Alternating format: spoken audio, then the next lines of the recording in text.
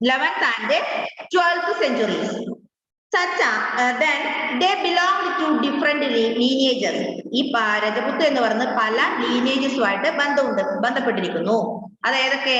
കുണാസ്, ചണ്ഡേലാസ്, Chalukyas and others. നമുക്കറിയാം ചണ്ഡേലന്മാരും ചാലൂക്യന്മാരൊക്കെ നമ്മൾ പഠിച്ചല്ലേ? Yes. Some of these too had been tribes. ഇതൊക്കെ എന്തായിരുന്നു? ട്രൈബ്സ് ആയിരുന്നു അല്ലെ? മുൻകാലങ്ങളിൽ ഇതൊക്കെ ട്രൈബ്സ് ആയിരുന്നു. Many of these clans came to regarded as Rajaput. ഇങ്ങനെ കുറെ ക്ലാൻസിനെ നമ്മൾ എന്തായി കണക്കാക്കിയിട്ടുണ്ട്? രജപുത്സ് ആയി കണക്കാക്കിയിട്ടുണ്ട്. രജപുത്സ് നമ്മൾ പറഞ്ഞു, Rajput clans became powerful by 11th and 12th centuries. They belonged to different lineages such as Kunas, Chandelas, Chalukyas and other things. Then they gradually replaced the older rulers, especially in agricultural areas. Here, a developed society was emerging, and rulers used their wealth to create powerful states. നമുക്കറിയാം പണ്ടത്തെ ഭരണാധികാരികള് wealthy ആയിരുന്നു അല്ലെ? Wealthy ആയിരുന്നു, അല്ലെങ്കിൽ priest ഒക്കെ പണ്ടത്തെ priest ഒക്കെ വളരെ വെൽത്തി ആയിരുന്നു. ഇവർ ഈ വെൽത്ത് ഉപയോഗിച്ച് എന്ത് ചെയ്യാൻ തുടങ്ങി? they used their wealth to create powerful states. അവരുടെ സ്റ്റേറ്റ്സിനെ പവർഫുൾ ആക്കാൻ വേണ്ടി അവർക്കുള്ള ആ വെൽത്ത് അവർ യൂസ് ചെയ്യാൻ തുടങ്ങി. The rise of Rajaput clans to the position of rulers set an example for the tribal people to follow. Gradually, with the support of the Brahmanas, many tribes became part of the caste system. But only the leading tribal families could join the ruling class. A large majority joined the lower jadis of caste society.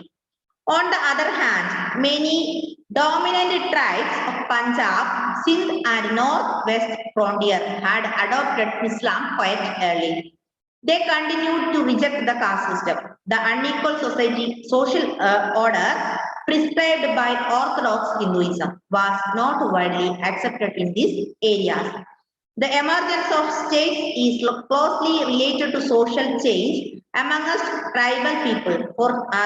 Two examples of this important part of our history are described below. നമുക്കറിയാം പണ്ടത്തെ കാലത്തിൽ അല്ലെങ്കിൽ many years ago people followed caste system, but nowadays we can follow the caste system അല്ലെ?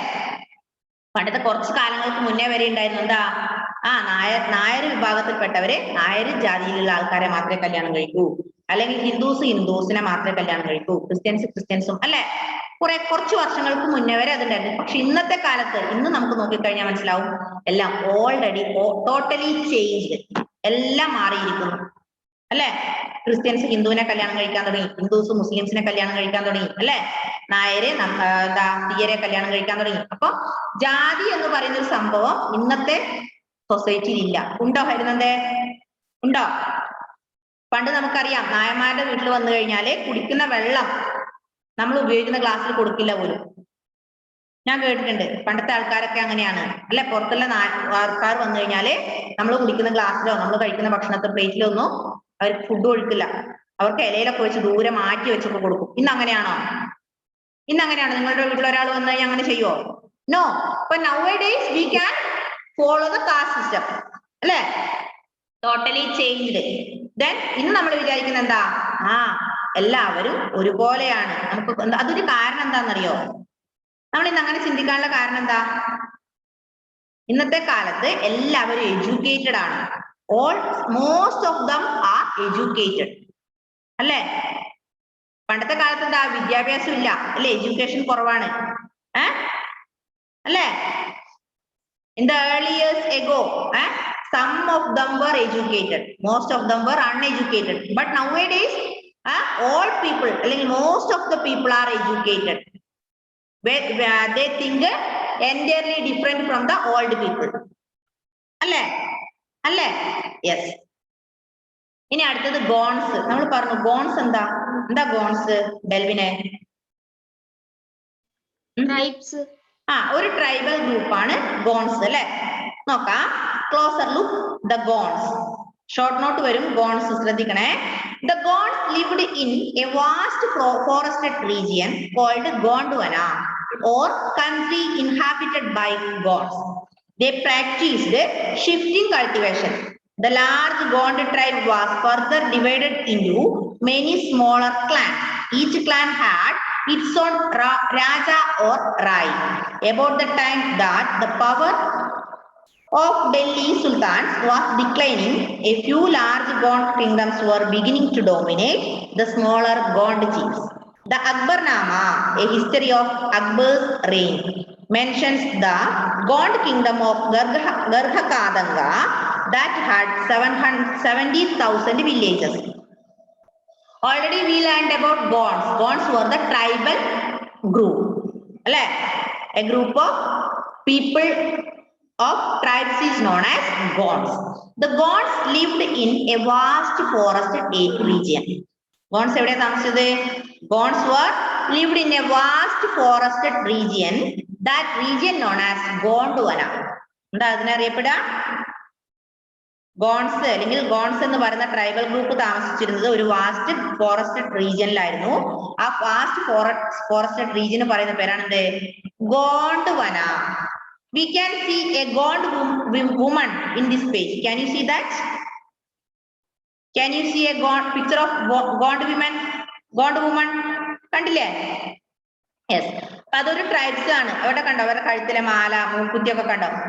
Entirely different from us. നമ്മളെ പോലെയാണോ? ആണോ? അല്ല. അവർക്ക് മൂക്കില് നോക്ക്, ഒരു മൂക്ക് പോലും അല്ല, രണ്ട് സ്ഥലത്ത് മൂക്ക് കുത്തിയിട്ടുണ്ട്. ചെവി നിറയെ അല്ലെ ഹോൾ ഉണ്ടാക്കിയിട്ട് കമ്മലിട്ടിട്ടുണ്ട്. പിന്നെ മാല നോക്ക്. Entirely different from us. Then these Gond people were lived in vast forested area. These vast forested areas known as Gondwana. Gondwana or country inhabited by Gonds. Okay, they practiced. These Gond people were practicing shifting cultivation. The shifting cultivation എന്ന് പറഞ്ഞാല് മാറ്റി മാറ്റി കൃഷി നടുക അല്ലെ, കൃഷി മാറ്റി മാറ്റി ചെയ്യാം. Then the large Gond tribe was further divided into many smaller clans. അപ്പൊ ഈ വലിയ ഗോണ്ട് ട്രൈബ് അല്ലെങ്കിൽ ഗോണ്ട് ഗ്രൂപ്പ്സ് വീണ്ടും ചെറിയ ചെറിയ ക്ലാൻസ് ആയി ഡിവൈഡ് ചെയ്തിട്ടുണ്ട്. മനസ്സിലായോ? അപ്പൊ നമുക്കറിയാം ക്രിസ്ത്യൻ എന്ന് പറയുന്ന ഒരു റിലീജിയൻ, അതിൽ തന്നെ എന്തുണ്ട്? ഒരുപാട് സബ് ഡിവിഷൻ ഉണ്ട് ഇല്ലേ? ഡെൽവിനെ RCSC അല്ലെങ്കിൽ യാക്കോബായ അല്ലെങ്കിൽ പെന്തക്കോസ്റ്റ് ഇല്ലേ? ഹിന്ദുസിൽ നായര്, നമ്പ്യാര്, പൊതുവാള് അല്ലെങ്കിൽ ഈഴവ, ആശാരി അങ്ങനെയൊക്കെ കാണാറില്ലേ? അതുപോലെ ഈ ട്രൈബൽ ഗ്രൂപ്പ് അല്ലെങ്കിൽ ഫേമസ് ട്രൈബൽ ഗ്രൂപ്പ് ആയ Gonds were again divided into further small group of clans. ചെറിയ ചെറിയ ഗ്രൂപ്പ് ഓഫ് ക്ലാൻസ് ആയി ഡിവൈഡ് ചെയ്തിട്ടുണ്ട്. Each clan has its own raja or rai. ഓരോ ക്ലാൻസിനും അല്ലെങ്കിൽ ഓരോ ഈ ക്ലാനിനും എന്തുണ്ട്? അതിന്റെ രാജാവ് അല്ലെങ്കിൽ റായി ഉണ്ട്.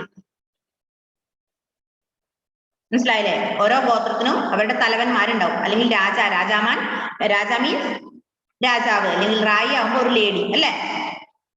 നോക്ക്, about the time that the power of the Delhi Sultan was declining. Delhi സുൽത്താന്റെ പവർ തകരുന്ന സമയത്ത് a few large Gond kingdoms were beginning to dominate the smaller Gond chiefs.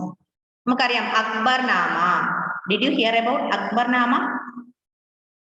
കേട്ടിട്ടുണ്ടോ അക്ബർനാമ? എന്താ അക്ബർനാമ? പഠിച്ചതാ? എന്താ ആതിര അക്ബർനാമ? പഠിച്ച Akbarnama Athira? The history of Akbar's reign. അക്ബറിന്റെ ഭരണകാലത്തെ കുറിച്ചുള്ള ചരിത്രം അല്ലെ? അക്ബറിന്റെ ഭരണത്തെ കുറിച്ചുള്ള ചരിത്രത്തെയാണ് നമ്മൾ അക്ബർനാമ എന്ന് പറയാം. Akbarnama means a history of Akbar's reign. Then this Akbarnama mentions Gond kingdom of Garha Kadanga. Garha Katanga എന്ന് പറഞ്ഞൊരു ക്ലാൻ ആണ് അല്ലെ? അതിൽ എത്ര ആൾക്കാരുണ്ട്? എത്ര വില്ലേജ് ഉണ്ട്? 17,000 villages. Akbarnama was the history of Akbar's reign. This Akbarnama mentioned the Gond kingdom of Garha Kadanga. Garha Kadanga എന്ന് പറയുന്ന ഒരു ഗോണ്ട് കിങ്ഡം ആണ്, ഒരു Gond സാമ്രാജ്യമാണ്. This Garha Kadanga had 70,000 villages. According to Akbarnama, Garha Kadanga is a Gond kingdom. This Garha Kadanga had 70,000 villages. 70,000 ഗ്രാമങ്ങൾ ഗർഭ കാതങ്കയിൽ ഉണ്ടായിരുന്നു. നമുക്കറിയാം in India അല്ലെ? India is A large country. In India ഇതിൽ എത്രയുണ്ട്? 28 സ്റ്റേറ്റ്സ്. Then each state, പിന്നെയും നമ്മൾ each state is divided into districts. Each district again divided into panchayats. അല്ലെ? അതുപോലെ തന്നെ എന്താ, വലിയൊരു ട്രൈബൽ ഗ്രൂപ്പാണ് ഗോൺസ്. ഗോൺസിനെ വീണ്ടും ക്ലാൻസ് ആയി ഡിവൈഡ് ചെയ്തിട്ടുണ്ട്. Each clan had its own raja or Rai. Then Akbarnama is a history of Akbar's reign. In this Akbarnama described about the Gond kingdom, that is Garha Kadanga, Gond kingdom of Garha Kadanga. This Garha Kadanga had 70,000 villages. അതായത് 70,000 വില്ലേജുകൾ ഉണ്ടായിരുന്നു ഇതിലെ ഗർഭ കാതങ്കയിൽ. Okay, Joanna, switch on your camera.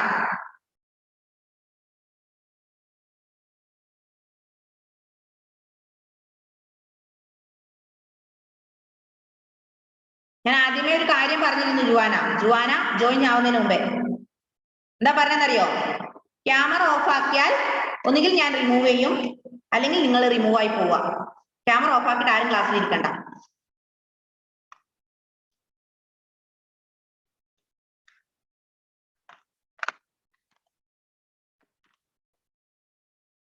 Then next paragraph, the administrative system of this kingdom was becoming centralized. The kingdom was divided into garhs. Each garh was controlled by a particular Gond clan. This was further divided into units, 84 villages called Chaurasi.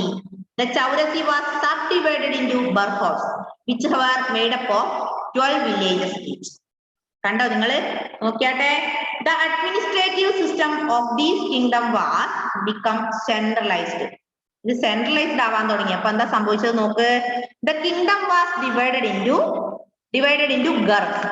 ഈ tribal കിങ്ഡത്തെ എന്തായി divide ചെയ്തു? ഗർഹുകളായി divide ചെയ്തു. Tribal kingdom divided into garhs. Then this garh was controlled by a particular Gond clan. ഈ സാമ്രാജ്യത്തെ ഗർഹ്സ് എന്ന് divide ചെയ്തു. മനസ്സിലായോ? സാമ്രാജ്യത്തെ എന്തായി, കിങ്ഡത്തെ എന്തായി ഡിവൈഡ് ചെയ്തു? ഗർഹ്സ് ആയി ഡിവൈഡ് ചെയ്തു. Each garh controlled by a Gond clan. ഓരോ ഗർഹും കൺട്രോൾ ചെയ്യുന്നത് ഓരോ ഗോണ്ട് ക്ലാൻ ആയിരിക്കും. Then these garhs again divided into units of 84 villages. ഗർഹിനെ വീണ്ടും ഡിവൈഡ് ചെയ്തു. എന്ത്? 84 വില്ലേജുകൾ അടങ്ങുന്ന ഒരു ഗ്രൂപ്പായിട്ട്. മനസ്സിലായോ? Garhs further divided into units of 84 villages. These were known as Chaurasi. ഇതിനെ എന്താ പറയാ? Chaurasi എന്ന് പറയുന്നു. Then again Chaurasi divided. Chaurasi subdivided into barhots. Barhots which were made up of 12 villages. ആദ്യം Gond kingdom divided into garhs. Each garh controlled by a Gond clan. Then garhs again divided into units of 84 villages called Chaurasis. Chaurasis എത്ര villages ഉണ്ട്? How many villages there are in Chaurasi? 84 villages. Then Chaurasi again divided into barhots. Chaurasine വീണ്ടും divide ചെയ്തു. എന്തായിട്ട്? barhots എന്നായിട്ട്, ബർഹോട്ടുകളായിട്ട്. How many villages are there in a barhot? 12 villages. ഇതാണ് ഈ ഗോണ്ട് കിങ്ഡത്തിലുള്ള പ്രത്യേകത. ഗോണ്ട് കിങ്ഡത്തെ ആദ്യം clans ആയി ഡിവൈഡ് ചെയ്തു, അല്ലെങ്കിൽ ഗേൾസ് ആയി ഡിവൈഡ് ചെയ്തു. ഗേൾസിനെ കൺട്രോൾ ചെയ്യാൻ വേണ്ടി ഒരു ഗോണ്ട് ക്ലാൻ ഉണ്ടാവും. Then girls again divided into Chaurasis. Chaurasis consisting 84 villages. Then Chaurasi again divided into barhots. Barhot consists 12 villages.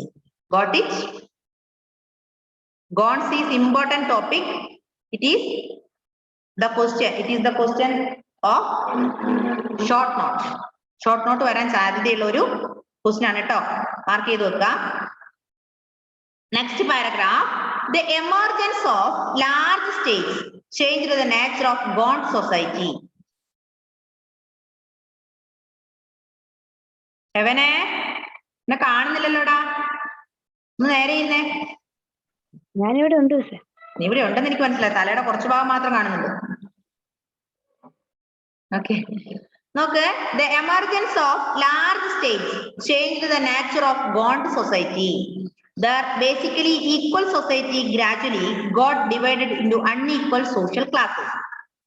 Brahmanas received large land grants from Gond Rajas and became more influential. The Gond chiefs now wished to be recognized as Rajaputs. So Amandas, the Gond Raja of Garhakadanga, assumed the title of Sangram Shah. His son Dalpak married Princess Durgavati, the daughter of Salbahan, the Chandel Rajput Raja of Mahoba. ആ paragraph ഒന്ന് വായിച്ചു നോക്കിയാ മക്കളെ. ഇപ്പൊ ഞാൻ വായിച്ച paragraph.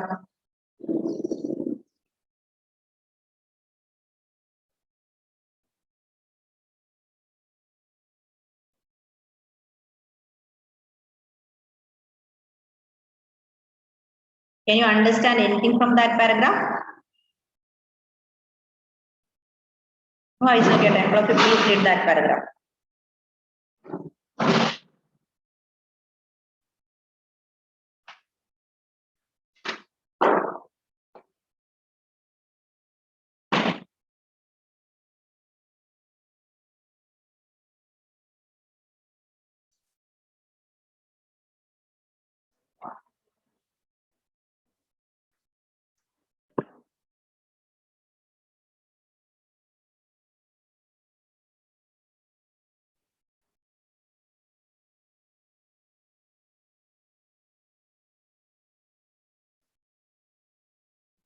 Teacher താഴോട്ടുള്ളതും വായിക്കണോ?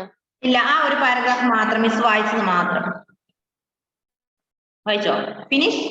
നോക്ക്, ഇവിടെ ഒരു കാര്യം പറയുന്നത് എന്താ അറിയോ? Brahmans received land grant from Gond rajas. ബ്രാഹ്മണന്മാർ എന്ത് സ്വീകരിച്ചിരുന്നു? Brahmanas received land grant, land ഭൂമി അല്ലെ, എവിടുന്ന്? ആരിൽ നിന്ന്? ഗോണ്ട് രാജാക്കന്മാരിൽ നിന്ന്. And became more influential. Then the Gond chiefs now wished to be recognized as Rajaput. ഇന്ന് ആ ഗോണ്ട് രാജാക്കന്മാര് അല്ലെങ്കിൽ Gond Rajas wished to be recognized as Rajaput. അവരാണ് എന്ത്? രജപുട്സ്. മനസ്സിലായോ? അതായത് നമ്മൾ പറഞ്ഞു Brahmanas received land grants from Gond Rajas. This Rajas അല്ലെങ്കിൽ these Gond chiefs now wished to be recognized as Rajaputs. മനസ്സിലായോ? ഇനി അവിടെ കുറച്ച് ആൾക്കാരെ കുറിച്ച് പറയുന്നത് നോക്ക്. അമാൻദാസ് the Gond രാജ ഓഫ് ഗർഭകാദംഗ. ശ്രദ്ധിക്കണേ, ഗർഭകാദംഗയിലെ രാജാവായിരുന്ന അമാൻദാസ്.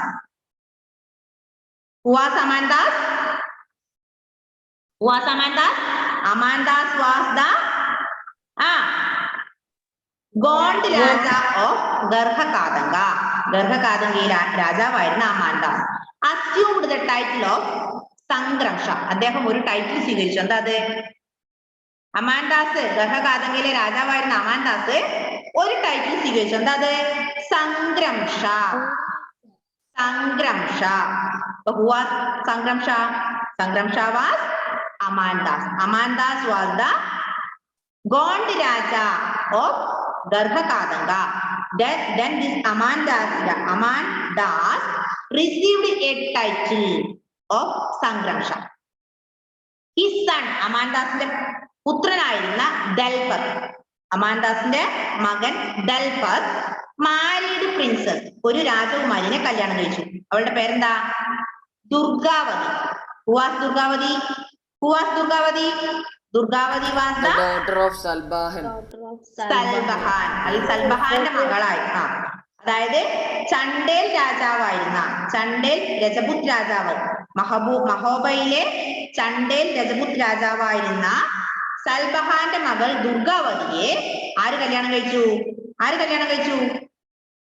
അമാൻദാസിന്റെ മകൻ ദൽപത് കല്യാണം കഴിച്ചു. അപ്പൊ കുറെ കാര്യങ്ങൾ നമ്മൾ ഇവിടെ പഠിച്ചു. ഒന്ന്, Amandas was the Gond Raja of Garhakadanga. He assumed the title of Sangramsha. His son was Dalpat. Dalpat married Durgavati. Durgavati was the daughter of Salbahan. Salbahan was the Chandel Rajput Raja of Mahoba. മനസ്സിലായോ? ബുദ്ധിമുട്ടുണ്ടോ പഠിക്കാൻ ആ ഒരു ഭാഗം? ഒന്നുമില്ല, ഇത്രയേ ഉള്ളൂ. Question ഇത് വരും. Who was Durgavati? Durgavati was the daughter of Salbahan അല്ലെ? Salbahan the Chandel Rajput Raja of Mahoba. Who was Dalpat? Dalpat was the son of Amandas. Who was Amandas? Amandas was the Gond Raja of Garhakadanga.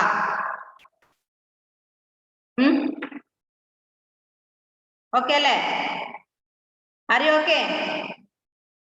If you are okay, show your thumb like this. Okay, Heaven? Okay. Next one, next paragraph. Dalpat, however, died early. Rani Durgavati was very capable and started ruling on behalf of her 5-year-old son, Bir Narain. Under her, the kingdom became even more extensive. In 1565, the Mughal forces under Asaf Khan attacked Garhakadanga. A strong resistance was put up by Rani Durgavati.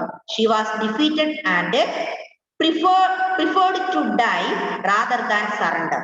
Her son too died fighting soon after. What happened here? Dalpat. What happened to Dalpat? എന്ത് പറ്റി ദൽപതിനെ? He died. He died early. അല്ലേ? ദുർഗാവതിയുടെ ഭർത്താവായിരുന്ന ദൽപത് മരിച്ചുപോയി അല്ലേ? ദൽപത് മരിക്കുമ്പം ദൽപതിന്റെ മകൻ എത്ര വയസ്സുണ്ട്? 5 വയസ്സ്. 5 വയസ്സുള്ളപ്പം, അതായത് ദുർഗാവതിനെ കല്യാണം കഴിച്ച് ഒരു മകൻ ഉണ്ടായി. ആ മകൻ 5 വയസ്സുള്ളപ്പം ദൽപത് മരിച്ചുപോയി. ഓട്ടോമാറ്റിക്കലി പിന്നെ ആരാ ഭരിക്കേണ്ടത് അവിടെ? Juana?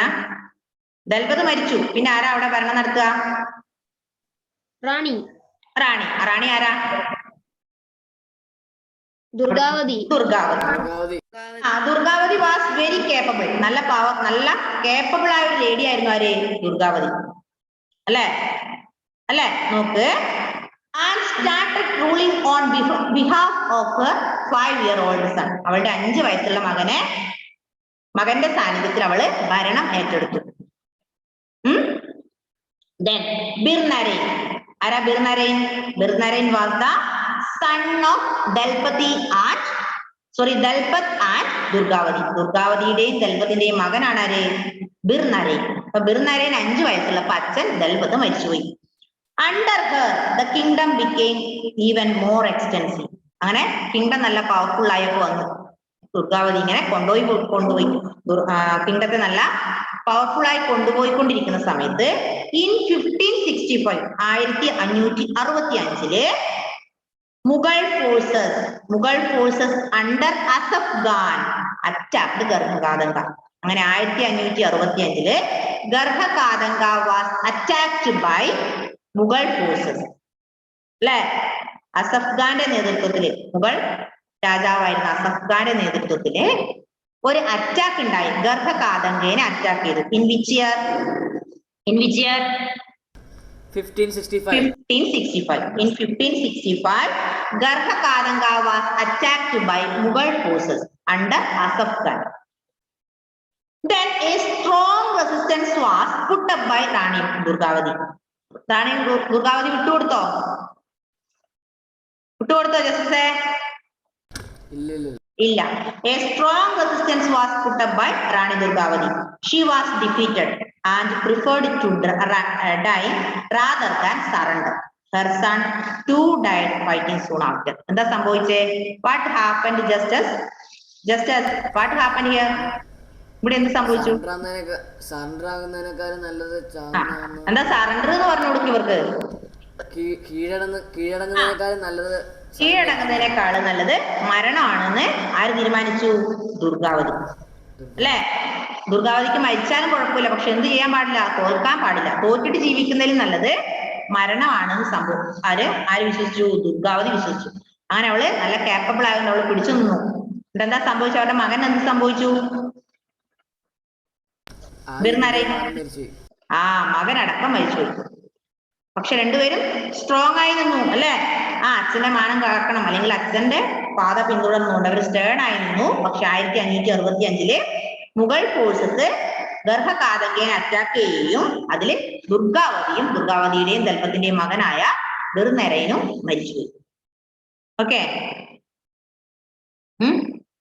Then Garhakadanga was a rich state. It earned much wealth by trapping and exporting wild elephants to other kingdoms. When the Mughals defeated the Gonds, they captured a huge booty of precious coins and elephants. They annexed part of the kingdom and granted the rest to Chandra Shah, an uncle of Birnarain. Despite the fall of Garhakadanga, the Gond kingdom survived for some time. However, they became much weaker and later struggled unsuccessfully against the stronger Bandelas and Marathas. ഗർഭകാതങ്ക വളരെ rich ആയിരുന്നു. നല്ല ഒരു economically മുന്നിൽ നിൽക്കുന്ന ഒരു state ആണ് ഇത് ഗർഭകാതങ്ക. കേട്ടോ വരുന്നതേ? Garhakatanga was a rich state. It earned much wealth by trapping and exporting wild elephants to other kingdoms. എങ്ങനെയാ റിച്ച് ആയത് ഗർഭകാതങ്ക? ആനക്കടത്ത് മൃഗങ്ങളെ ട്രാപ്പ് ചെയ്യാനും. Okay Juana, okay.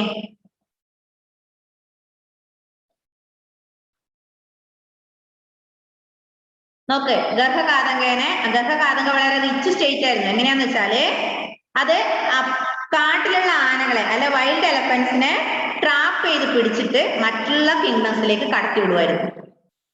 അങ്ങനെ അവര് നല്ല റിച്ച് ആയത് അല്ലെ? Yes. When the Mughals defeated the Gonds, എപ്പോഴാണോ മുഗൾസ് ഗോൺസിനെ പരാജയപ്പെടുത്തത്, they captured a huge booty of precious coins and എലഫന്റ്സ്.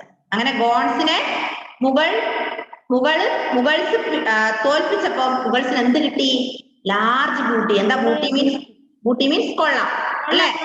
കൊള്ള. അതായത് പ്രഷ്യസ് കോയിൻസും അതുപോലെ വിലപിടിപ്പുള്ള നാണയങ്ങൾ അതുപോലെ ആനിമൽസിനെ എലഫന്റ്സിനെ ഒക്കെ മുഗൾസ് പിടിച്ചെടുത്തു. ഗോൺസിനെ പരാജയപ്പെടുത്തി കഴിയുമ്പോൾ അവരുടെ സംഭവം ആർക്ക് കിട്ടും? മുഗൾസിന് കിട്ടുമല്ലോ. അപ്പൊ മുഗൾസിന് അങ്ങനെ നല്ലൊരു ഹ്യൂജ് ബൂട്ടി കിട്ടി, പ്രഷ്യസ് കോയിൻസും ആനിമൽസും എലഫന്റ്സും ഒക്കെ. They annexed the part of the kingdom and granted the rest to Chandra Shah. Chandra Shah ആരാ? Chandra Shah was the uncle of Birnarain. അത് മരിച്ചുപോയില്ലേ? അത് റാണി ദുർഗാവതിയുടെ ആങ്ങളെയായിരുന്നു, സഹോദരനായിരുന്നു. ആര്? ചന്ദ്ര ഷാ. ഓക്കെ, ടൈം കഴിയാനായിട്ടോ. നമ്മൾ പറഞ്ഞു ഗർഭകാതങ്ക was a rich state. It earned much wealth by trapping and exporting wild elephants to other states. Then when the Mughals defeated Gonds, they captured huge booty from Gonds. Then precious coins and elephants also. പിന്നെ നമ്മൾ പറഞ്ഞു Chandra Shah was the uncle of Birnarain. They annexed the part of kingdom and granted the rest to Chandra Shah. Okay. ഇവിടെ കുറച്ച് പഠിക്കാനുണ്ട്, മനസ്സിലാക്കാൻ കുറച്ച് കാര്യങ്ങളുണ്ട്. അപ്പൊ ഗോൺസ് ഇമ്പോർട്ടന്റ് ആയതുകൊണ്ടാണ് മെല്ലെ ഞാൻ അതുപോലെ മലയാളത്തിലും മനസ്സിലായ സംഭവം. മനസ്സിലായോ? ഓക്കെ. ടീച്ചറെ, പറഞ്ഞ ഈ ദുർഗവാട്ടിയുടെ മകന്റെ പേര് എവിടെ കൊടുത്തേക്കുന്നത്? ദുർഗാവതിയുടെ മകന്റെ പേര് തമ്മാനെ ഇവിടെ തന്നെ ബിർനരൈൻ. കണ്ടോ? അതിൽ തന്നെ അതാ ദുർഗാവതി എന്ന് കണ്ടോ? Okay. Any doubt anybody? Okay. ഇനി ഇന്നൊരു ക്ലാസ്സും കൂടി ഇല്ലേ മക്കളെ? ഒന്നും കൂടി ഇല്ലേ? ഉണ്ടോ? ഇല്ല. അപ്പൊ ടെക്സ്റ്റ് നന്നായി വായിക്കണേ. ടെക്സ്റ്റ് നന്നായി വായിക്കാം 2 or more times. Please read the Ahoms also. Ahoms കൂടെ ഒന്ന് വായിച്ചു നോക്കാം കേട്ടോ. Okay, bye bye, see you in the next class. Tata, Bye, miss. Bye. Thank you teacher.